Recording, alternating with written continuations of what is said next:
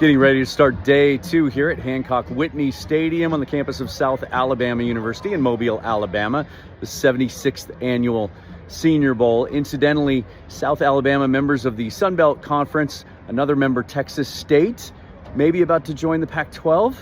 Haven't heard any whispers around here, but I know leaders of that conference are meeting to discuss possible expansion, and there are rumors that Texas State is part of that. Little bonus material for you there today. But the focus will be on the Senior Bowl, and as I promised yesterday, focused mostly on offense yesterday, especially in the trenches, and of course taking a look at the quarterbacks. Today we'll be checking in to see if some of the quarterbacks can take a leap forward. We hear about what a difficult day one it usually is for these quarterbacks with all the install, having to operate from under center for the first time, throwing to guys that they're not familiar with.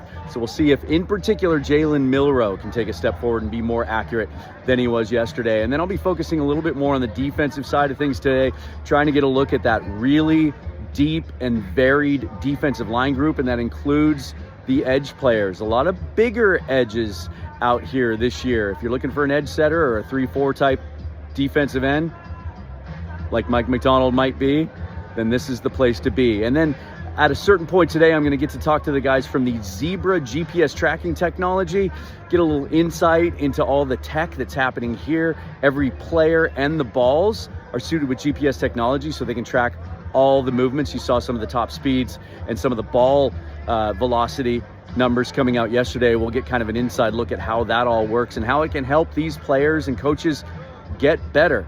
And then tonight is the official media night at the Mobile Convention Center down on the water. So the best chance to get a hold of some of these players and interview some of the guys that have stood out here. I'm going to focus on some of the smaller guys like Clay Webb out of Jacksonville State, former 5-star recruit, went to Georgia, didn't get enough playing time there as a true freshman with all of the talent they always have there on the offensive line.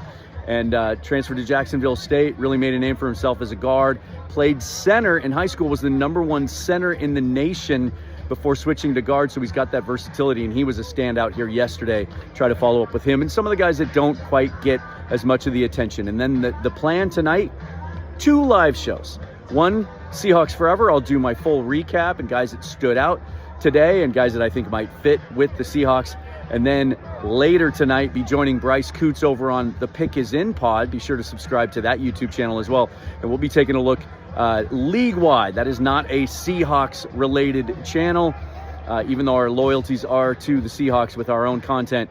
We'll be taking a look at the entire league, and I'll be sharing my one player from each position group that I thought has stood out and been the most interesting, head and shoulders above everybody else. Be sure to follow me on Twitter and Blue Sky at Seahawks Forever. Subscribe to the Seahawks Forever YouTube channel and hit that bell for notification of all live shows and episodes while I'm here in Mobile.